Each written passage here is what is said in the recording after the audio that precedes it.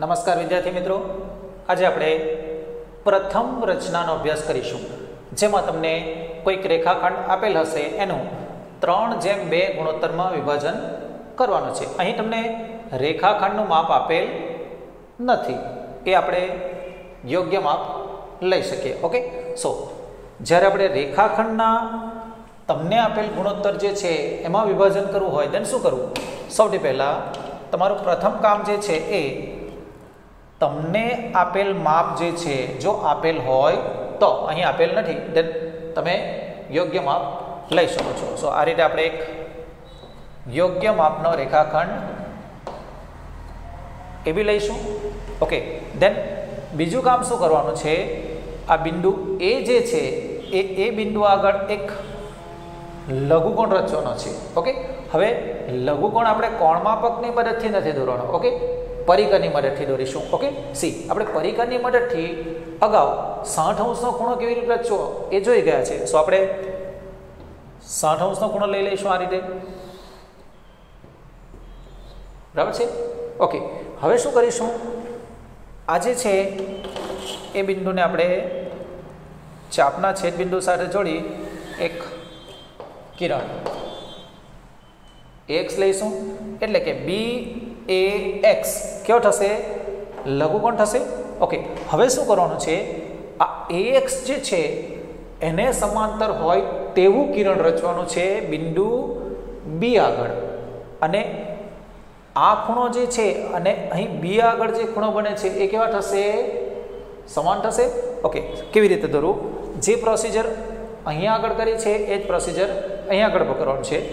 બીને કેન્દ્ર લેવો અને આ રીતે યોગ્ય માપનો ચાપ લેવો, દેન એટલું જ ચાપ રાખીને બીજો ચાપ મારશો, દેન ચાપ સાથેનો જે છેદબિંદુ મળે છે એ કેટલા અંશનો ખૂણો બનાવશે? 60° ખૂણો બનાવશે. ઓકે, જેને આપણે કિરણ BY નામ આપીશું. ઓકે, આટલું કામ જે કર્યું છે એના મુદ્દાઓની ચર્ચા કરી લઈશું. પ્રથમ કામ તમે શું કર્યું? રેખાખંડ એબી રચ્યો. તમને માપ આપેલ હોય then માપ લખવું, ઓર ન આપેલ હોય then આપેલ માપનો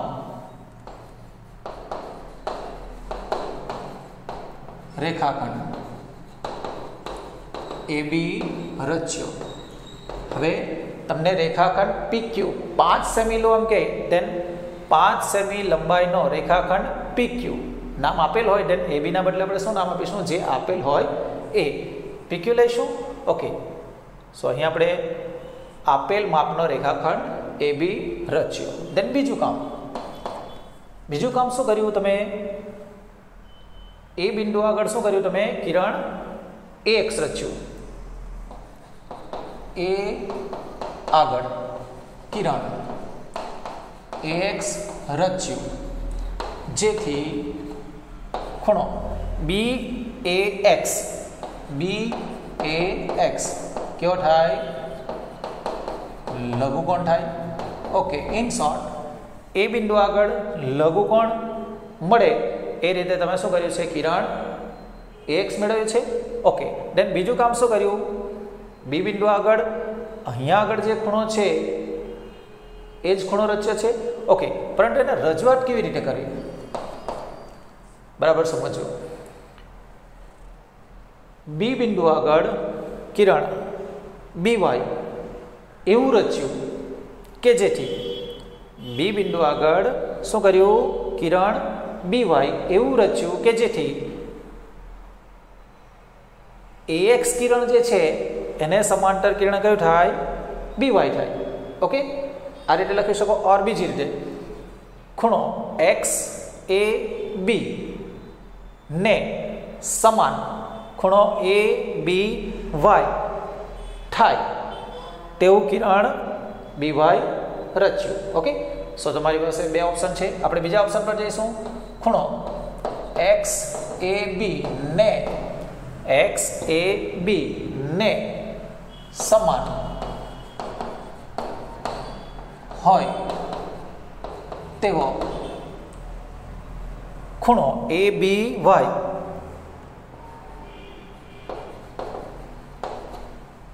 મળે તેવું કિરણ એક્સ એ બી ને સમાન ખૂણો કયો એ બી વાય મળે તેવું કિરણ બી વાય રચ્યું જે એક્સ ને સમાંતર હોય લખવું હોય તો પણ લખી શકો और किरण बी वाय रच्યું એટલું પણ ચાલશે જે કિરણ એ એક્સ ને સમાંતર હોય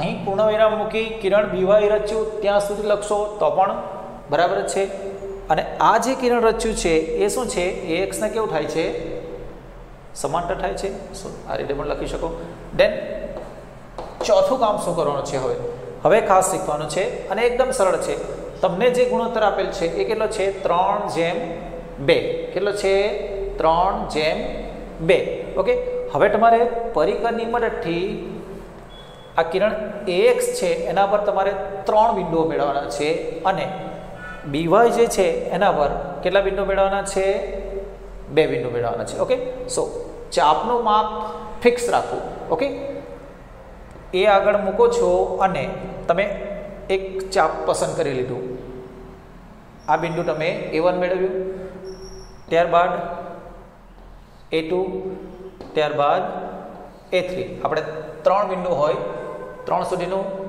આગળ વધારીશું ત્યારબાદ અહીંયા આગળ કેટલા લેવા 2 સો 1 and 2 આ રચના બીજી રીતે પણ દોરી શકાય તે રીતે પણ આપણે સમજણ મેળવીશું પરંતુ આપણે પહેલાં આ રીતે કરીશું સો તમે શું કર્યું તો કે તમે કિરણ એક્સ જે આપેલ છે એના પર A1 A2 અને A3 બિંદુઓ મેળવ્યા અને એ બિંદુઓ એવી રીતે મેળવ્યા કે જેથી A થી A1 સુધીનું અંતર અને A1 થી A2 સુધીનું અંતર અને A2 થી A3 સુધીનું અંતર કેવું થાય સરખું થાય તે રીતે મેળવ્યા છે એ જ રીતે કિરણ BY પર B1 અને B2 બિંદુ એવી રીતે મેળવ્યા કે જેથી B થી B1 અને B1 થી B2 કેવા થાય સરખા થાય ઓકે સો લખતી વખતે શું લખવું ધેન A1 A થી A1 અને A1 થી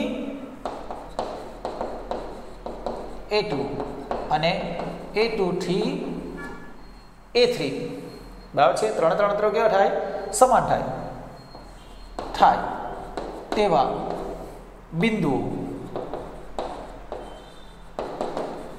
A1 A2 A3 કેટલા બિંદુઓ મેળવ્યા તમે 3 બિંદુઓ મેળવ્યા છે તેવા બિંદુઓ A1 A2 A3 કિરણ AX ઉપર મેળવ્યા ઓકે સેમ કામ B1 બરાબર B1 B2 થાય તેવા બિંદુ B1 B2 કિરણ BY ઉપર મેળવ્યા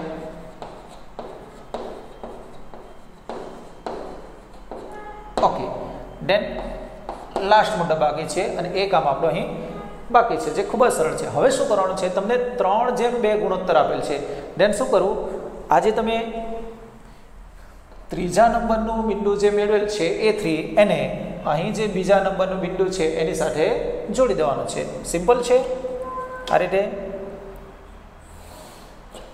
ઓકે જે તમને આપેલ રેખાખંડ છે એને બિંદુ P માં છેદે ઓકે સો આ રીતે તમને AP જેમ PV બરાબર 3:2 આગળનું 3 થશે અને પાછળનું કેટલું પ્રમાણ ધરાવશે 2 જેટલું પ્રમાણ ધરાવશે ઓકે સો શું કામ કર્યું દેન A3 B2 રેખાખંડ A3 B2 રચ્યો જે AB ને બિંદુ P માં છેદે સિમ્પલ છે આમ PA AB નું એપી જેમ પીબી, એ થી પી અને પી થી બી બરાબર 3:2 ગુણોત્તર માં વિભાજન કરતું બિંદુ છે. ઓકે, સિમ્પલ છે. સી ફરી પાછા આ જ રચના એકવાર ફરીથી ડ્રો કરી લઈએ છીએ અને સમજીએ છીએ. ઓકે, મુદ્દા આપણે એમના એમ જ રાખીશું. રચના ફરી પાછા એકવાર રિપીટ કરી લઈએ. ઓકે, શું કહે છે? આપેલ રેખાખંડનું 3:2 ગુણોત્તરમાં વિભાજન કરો. સો આ રીતે તમે એક રેખાખંડ લઈ લેશો, જે તમને યોગ્ય લાગે એ રીતનું માપ રાખીશું. હવે શું કરવાનું છે? તમારે ફર્સ્ટ આપેલ માપનો રેખાખંડ એવી રચો. તમને માપ આપેલ ન હોય, યોગ્ય માપ લઈ શકો. દેન એ આગળ કિરણ એ એક્સ રચ્યો, જેથી એક્સ એ બી કેવો થાય? લઘુકોણ થાય. સો લઘુકોણ માટે આપણે કેટલા અંશનો ખૂણો પસંદ કર્યો છે? 60નો. સો આ રીતે ચાપ મારીશું, આ રીતે ચાપ લઈશું. ઓકે, દેન બી બિંદુ આગળ પણ આપણે શું કરવાનું છે? સેમ એ જ કામ કરવાનું છે. સો આ રીતે બિંદુ બી આગળ 60નો ખૂણો લઈ લઈશું. ઓકે, સો બીજા મુદ્દા પર બિંદુ એ આગળ કિરણ એ એક્સ રચ્યું, જેથી બી એ એક્સ કેવો થાય? લઘુકોણ થાય. પછી શું કર્યું? આ જે એક્સ એ બી ખૂણો બને છે એના જ જેવો ખૂણો કયો? એ બી વાય થાય તેવું કિરણ બીવાય રચ્યું છે. ઓકે, હવે શું કરવાનું છે? આ એક્સ જે છે એના પર A1 A2 A3 બિંદુ મેળવવાના છે. સી આ રીતે યોગ્ય માપનો ચાપ રાખી A1 A2 અને A3 ત્રણ બિંદુ મેળવીશું. એ જ રીતે બીવાય પર B1 અને B2. ઓકે, અહીં A1 A2 A3, અહીં B1 અને B2 બિંદુ મેળવીશું. ઓકે, મુદ્દા કેવી રીતે લખવા? A1 A1 થી A2 અને A2 A3 ત્રણ અંતરો કેવા થાય? સરખા થાય તેવા બિંદુ A1 A2 A3 કિરણ Ax ઉપર મેળવ્યા. એ જ રીતે B થી B1 અને B1 થી B2 બંને કેવા થાય? સરખા થાય તેવા બિંદુ B1 B2 કિરણ BY પર મેળવ્યા. હવે શું કરવાનું છે? આ A3 જે છે એને B2 સાથે આ રીતે જોડવાનું છે, જે રેખાખંડ AB ને બિંદુ P માં છેદે. ઓકે, ખૂબ જ સરળ છે. ઓકે, હવે આ જે રચના છે એને આપણે જરા બીજી રીતે કેવી રીતે દોરવી એનો પણ અભ્યાસ કરી લઈશું. અને એ રચના તમારી આગળની જે રચનાઓ છે એમાં ઉપયોગી નીવડશે. એ પણ ખૂબ જ સરળ છે. ને કોઈક રેખાખંડ આપેલ હોય, આ રીતે યોગ્ય માપનો રેખાખંડ લઈ લો. દેન એ રેખાખંડનું નામ આપણે આપી દઈશું એ બી. જે અગાઉ રચના કરી એના કરતાં તમને ખૂબ સરળ લાગશે. ઓકે, હવે શું કરવાનું છે? આ બિંદુ એ જે છે ને આગળ તમારે આ રીતે એક લઘુકોણ બને એ રીતે કિરણ રચવાનું છે. અહીંયા તમારે કોઈ માપ મેન્ટેન કરવાની જરૂર નથી, કારણ આપણે ફક્ત અને ફક્ત એક જ તરફ કિરણ રચવાના છે એટલે. ઓકે, સો પ્રથમ કામ શું થયું? રેખાખંડ એ બી રચ્યો. બીજું કામ શું કર્યું? બિંદુ એ આગળ કિરણ Ax રચ્યું, જેથી BAX કેવો થાય? લઘુકોણ થાય. ઓકે, હવે આપણે 3:2 ગુણોત્તરમાં વિભાજન કરવાનું છે. ઓકે, સો અહીં નિયમ અલગ છે. ઓર આપણે જે કામ કર્યું એના મુદ્દા આપણે લખી દઈશું. આપેલ માપનો રેખાખંડ